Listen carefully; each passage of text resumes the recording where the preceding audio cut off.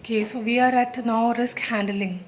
Then we have evaluated risk, and now there is a risk handling that firms are entitled to freely decide how they shall handle their risk, that how we can handle such risk.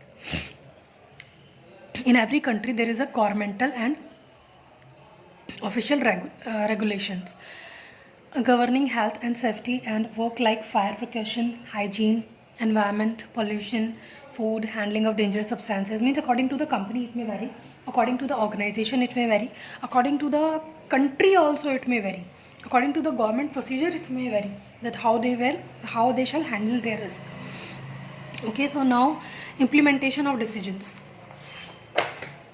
So the last steps in the risk management process is the implementation of decision. Means whatever the decision has whatever the decisions of the organization, how they shall implement such.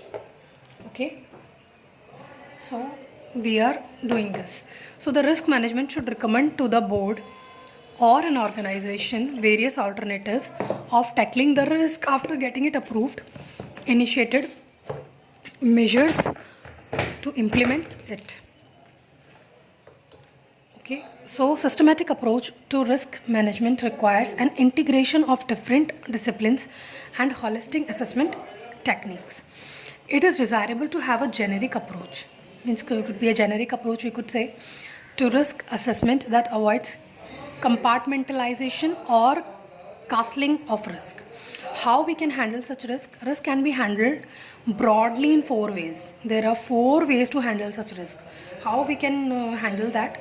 There is a risk avoidance. Okay, we cannot we know that we cannot mitigate such risk, so we have to handle it, we have to absorb it, we have to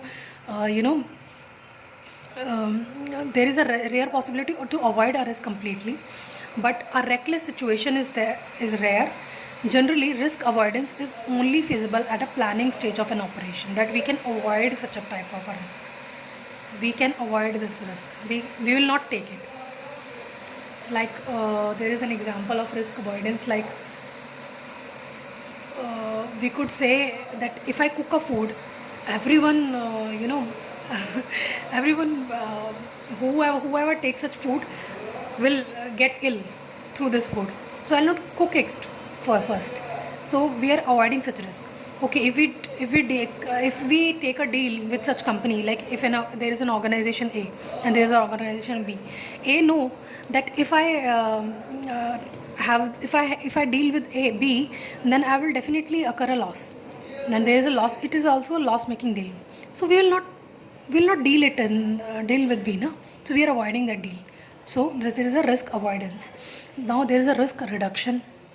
In many ways, physical risk reduction or loss prevention is, as often called, is the best way to dealing with any other situation, and usually it is possible to take steps to reduce the probability of loss. Again, the ideal time to think the risk retention measure is basically it is in the operation stage, it is the planning stage, it is the first stage, risk avoidance. We cannot, like in a mid term we can say that we can avoid such risk. We cannot avoid such risk in a mid term. Only at the planning stage, at the beginning stage, we could avoid such risk. So risk reduction here, that ideal time to think of the risk reduction measure is the planning stage only. This we can reduce such risk. Okay, only like similar example A, B, and there is a 1 project, 2 project, 3 project. So we are taking 2 projects, but we are not retaining. But we are not taking 3 projects. So here we are reducing such risk, that okay, there is a probability from risk project 1 and 2 that we may get some profit, but through project 3 we will not get any profit. So we are avoiding such risk in project 3. It comes under the risk avoidance, and when there is a probability, it is termed as risk reduction. Now the risk transfer. This risk to legal assignment of cost of certain potential losses to another. The insurance of risk is to occupy an important place, as it deals with those risks that could be transferred to an organization that specializes in accepting them at a price. Usually there are three major means of loss transfer. So risk transfer, we are transferring risk. Again we are reading this, that it refers to legal assignment we are legally assigning such risk. Cost of certain potential losses to another, we are basically assigning to some another person or some another organization in the business. That risk transfer, that through the insurance we could mitigate such a type of a risk. We could reduce our risk. Basically what we are doing, we are transferring the risk through the insurance also. Okay, so this can be termed as risk transfer. Now there is a risk retention, that we could retain such type of a risk when we know that हाँ इस risk के साथ तो चलना ही पड़ेगा, इतना तो risk लेना ही पड़ेगा, market में उतरना है तो there is always a possibility of losses and profit ना. So we could say this in this thing that there is always a probability, so we have to retain such some type of a risk. So let's read it, that it is also known as a risk assumption or risk absorption. It is most common risk management technique. It's the most common technique we are using. This technique is used to care of losses ranging from minor to major breakdown of operation. There are two types of retention method for containing losses as under. There are two types of retention method basically. Risk retained as a part of deliberate management strategy. Means there is a deliberate management strategy after conscious environment evaluation. After conscious evaluation basically of possibility of possible losses and causes, this is known as active form of risk retention. When there is a conscious evaluation, then it is termed as active form of risk retention. When there is a passive form also, means first we are evaluating, there is a conscious evaluation of such risk and now we are retaining such risk, then it terms as active retention. And there is a passive retention. Passive retentions occur through negligence basically, we are neglecting. So these risks could be termed as passive form of risk retention.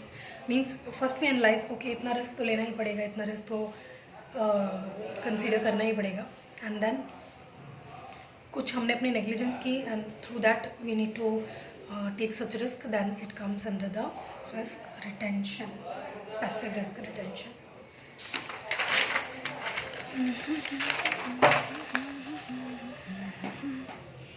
Now what are the advantages of risk management? Important. What are the advantages? Basically it is better informed decision making. This is the major advantages of such risk management, that we have a better informed decision making.